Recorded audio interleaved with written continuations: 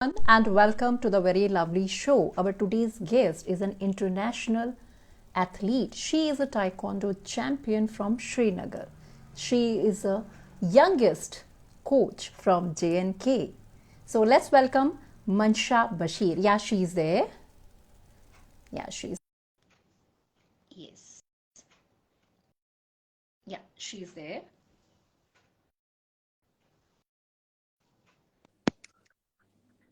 Hello. Hi, ma'am. Hi Mansha. How are you? Fine, ma'am. How are you, ma'am? I'm good. Welcome to the very lovely show. No problem. आप आराम से setting कर लो, कोई issue नहीं है. Yeah, I can see you.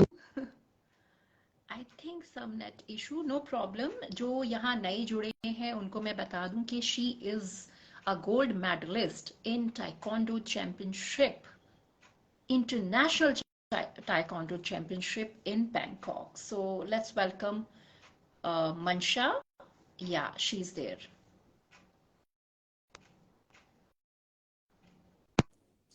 Hello. Hi, ma'am.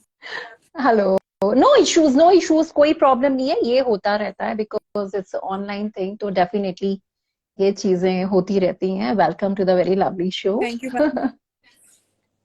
अच्छा मंशा, लगता है काफी ठंड है वहां पे Yes, श्रीनगर ma'am. में. काफी दिल्ली में भी है बट अभी इट्स थोड़ा सा ठीक हो गया थोड़े टाइम से.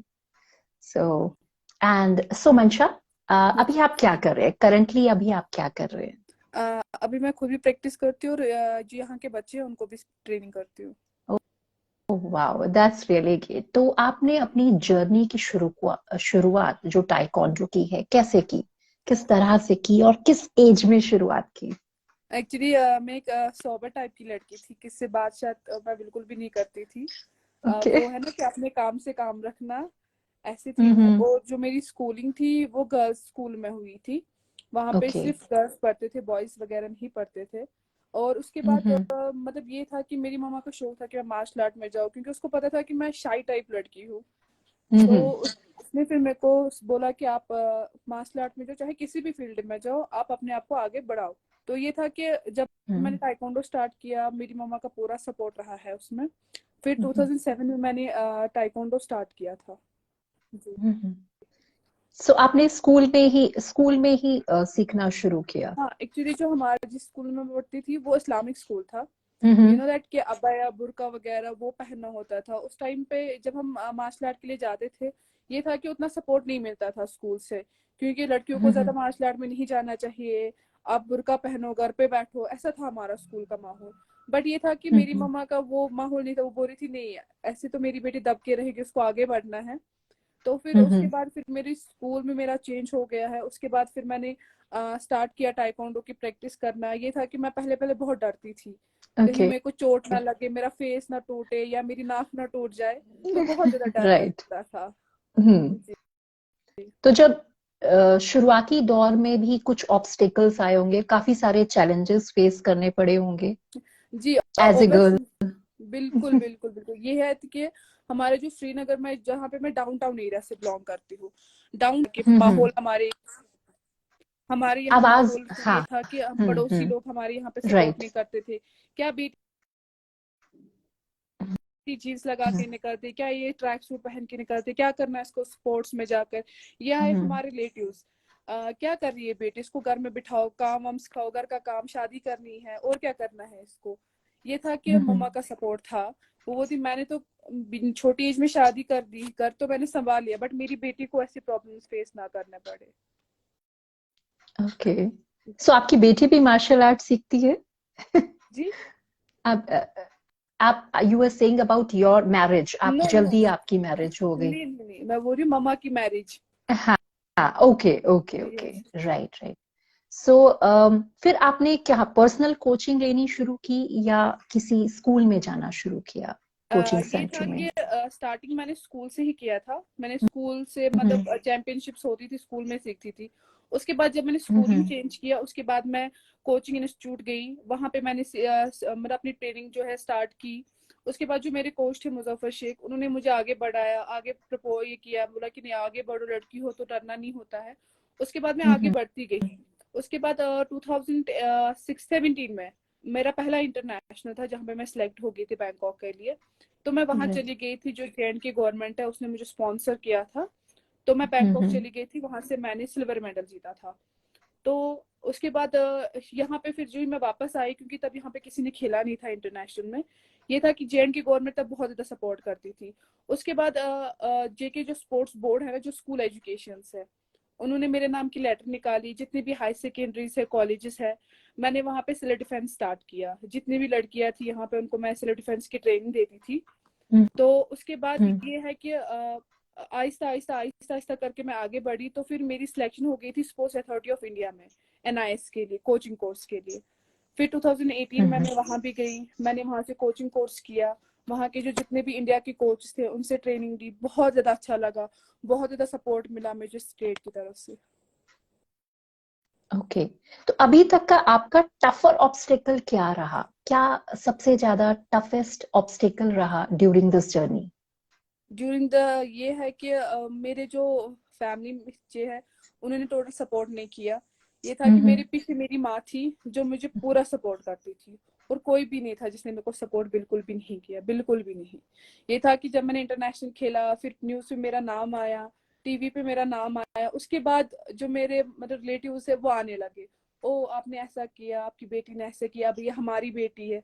मतलब उससे उससे पहले मैं सिर्फ अपनी माँ की बेटी थी, और जब मैंने राइट। अपना नाम कमाया उसके बाद में सबकी बेटी होगी। Hats off to your mother. Yes of it's course. Really nice कि उन्होंने इतना सपोर्ट किया। एंड डेफिनेटली बहुत मुश्किल होता है जब आप अकेले अपनी बेटी को एक अलग चीज में सपोर्ट कर रहे हो, बिल्कुल बिल्कुल बिल्कुल। हर सोसाइटी से हट के किसी चीज में सपोर्ट कर रहे हो। तो really great, great mother. So अब जैसे कि आपने कोचिंग भी स्टार्ट की है and you are the youngest coach, तो यस। कैसे लेते हैं सब आपको एज ए कोच? एक्चुअली मैंने ये नहीं सोचा था कि मैं कभी कोच बन पाऊंगी, क्योंकि मेरे को एथलीट रहना ही बहुत अच्छा रहेगा।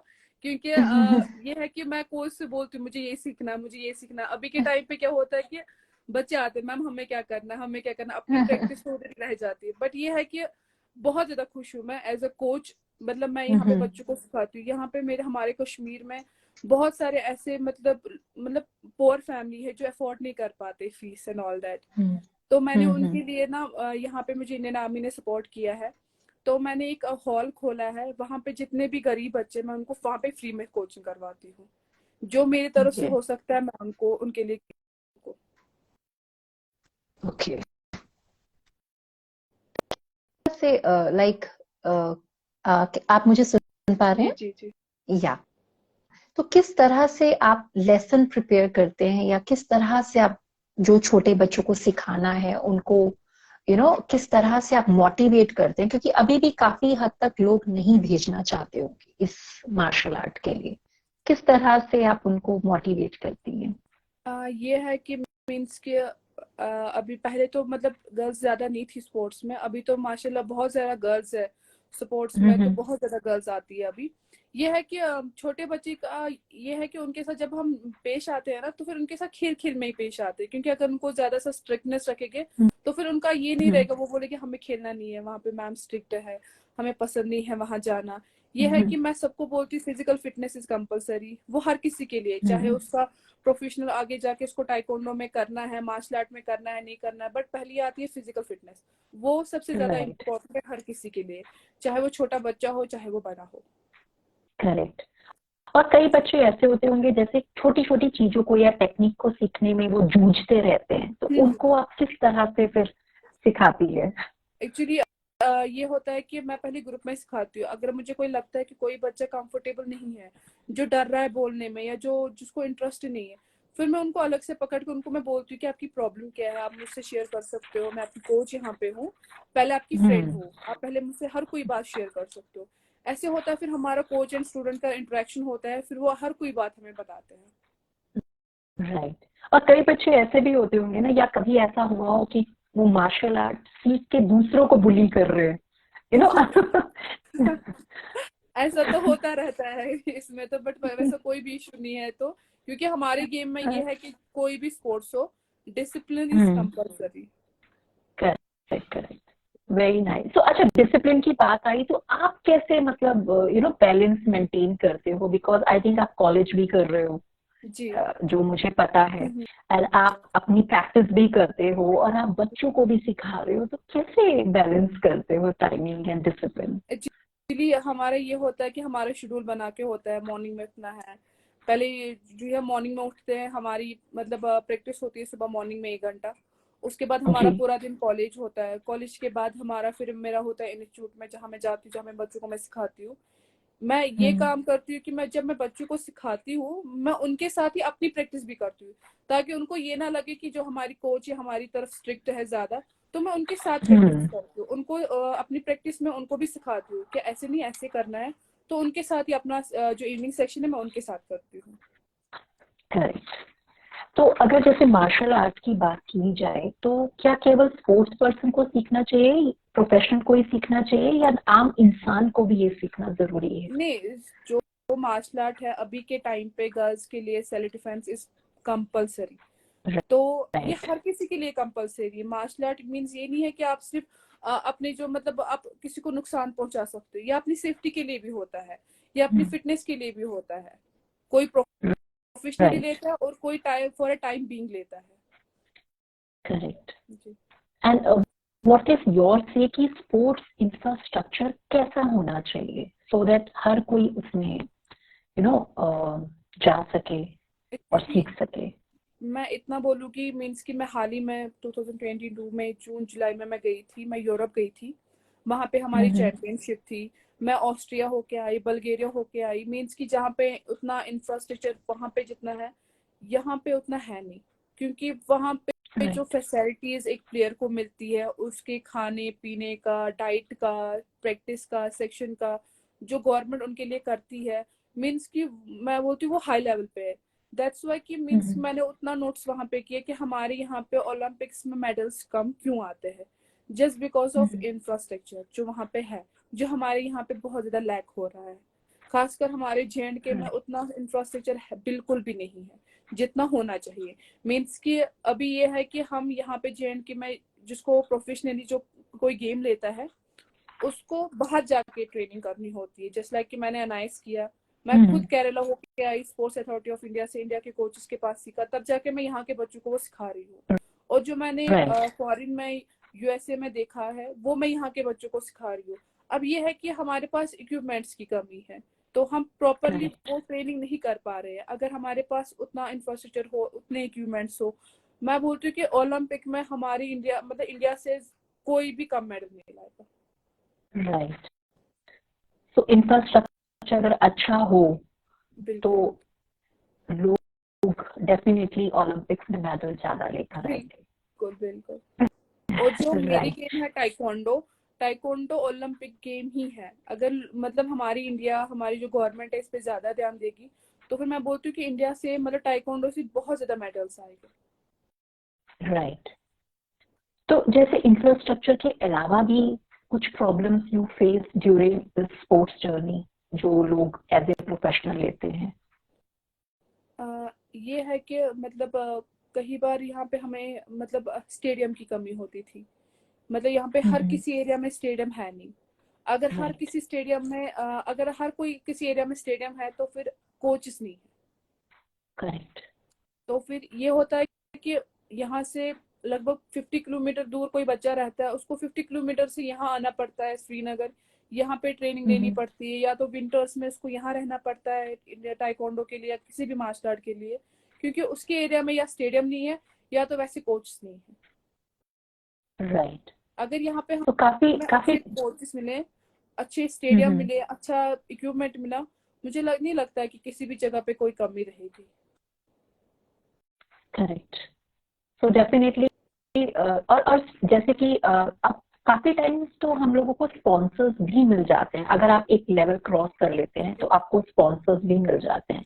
But maximum time I think sponsors भी नहीं मिलते हैं, because as it is sports में खर्चा तो है ही। So do you get sponsor?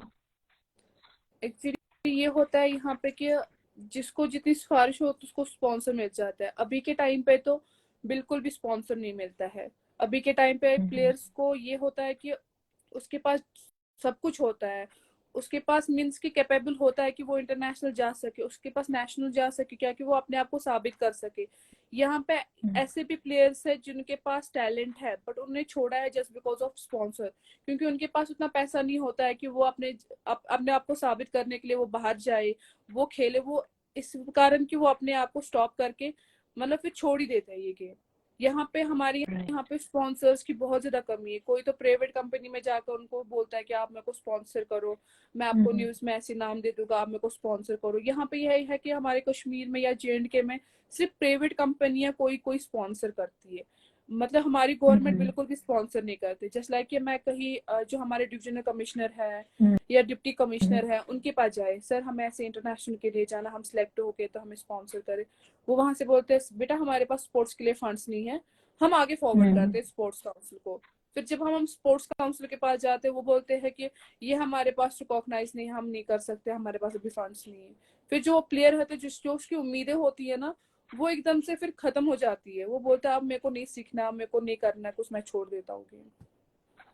तो काफी सारे स्पोर्ट्समैन हम इस वजह से लूज कर जाते हैं बिकॉज ना तो हमारे पास फंड्स हैं ना स्पॉन्सर्स हैं, या समटाइम्स ये प्रॉब्लम जैसे कि बहुत दूर से आना पड़ता है एंड हर कोई इतना ज्यादा वो नहीं लगा सकते, फंड्स चाहिए मतलब उसके लिए भी। जी जी बिल्कुल, यहाँ पे स्पॉन्सर्स की कमी है तभी हम प्लेयर्स को लूज करते हैं, या उस एरिया में जहाँ से वो आता है बेचारा वो रोज नहीं अफोर्ड कर पाता है वापस आना, उनके पास ना फाइनेंशियली ये हेल्प नहीं होता है, घर की तरफ से फाइनेंशियली सपोर्ट नहीं होता है, बट उनके पास टैलेंट होता है। उन जैसे प्लेयर्स को हम ऐसे ही गवा देते हैं because of sponsor, because of stadium, because of motivation या किसी से सपोर्ट नहीं मिलना। Right.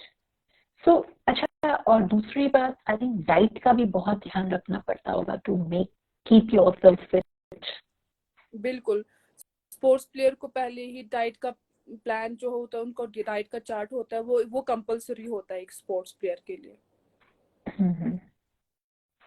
So how you take care of your diet?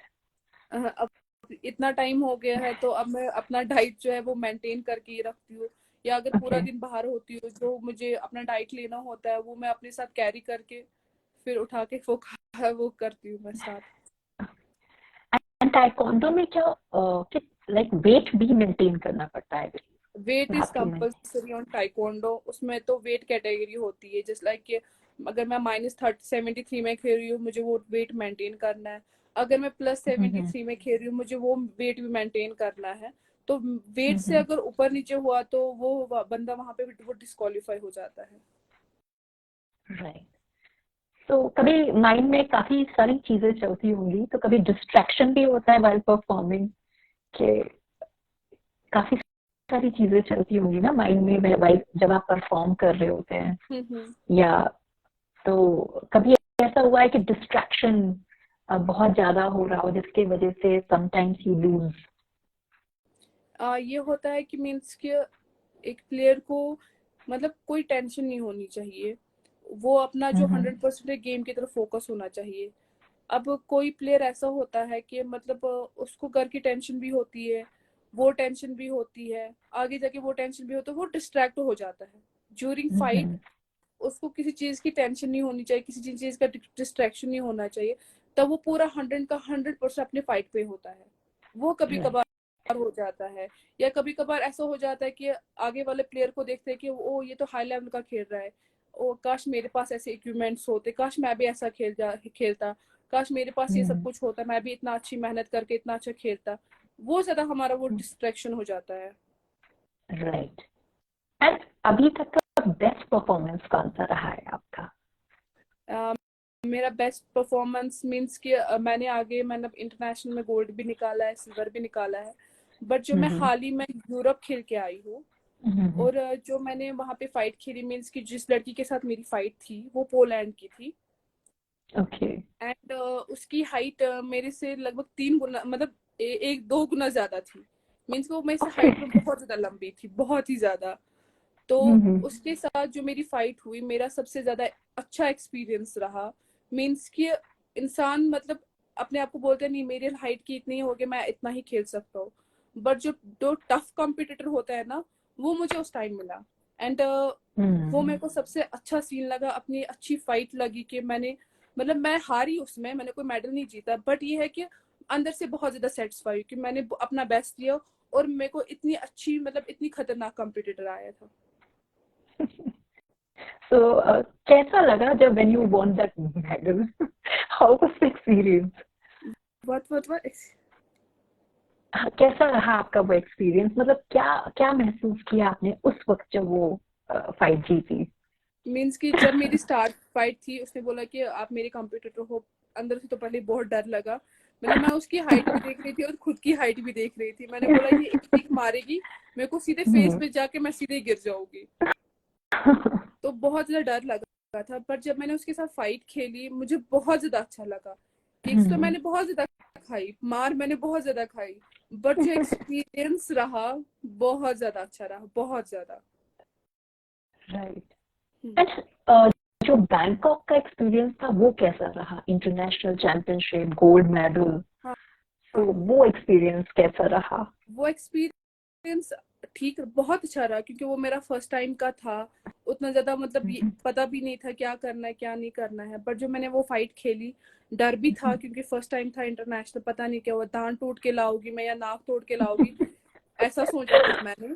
Competitor भी बहुत ज्यादा टफ थे, बहुत ज्यादा, बट ये था कि जो पीछे मेरे कोच का सपोर्ट था वो बहुत ज्यादा था। ये होता है कि जब भी हम फाइट करते हैं या तो खुद की सुनो या अपने बैठ के पीछे कोच की सुनो, और थर्ड पर्सन की बिल्कुल भी ना सुनो, क्योंकि या तो आप अच्छा खेलोगे अपने दिमाग से या तो आपके कोच जो आपको बोलेंगे वो आपके फायदे के लिए बोलेंगे। और उस टाइम पे जो मैंने फाइट खेली है वो मैंने कोच मतलब कोच के बोलने पे खेली है, और वो फाइट मेरे को सबसे ज्यादा अच्छी रही, सबसे ज्यादा अच्छी रही। राइट।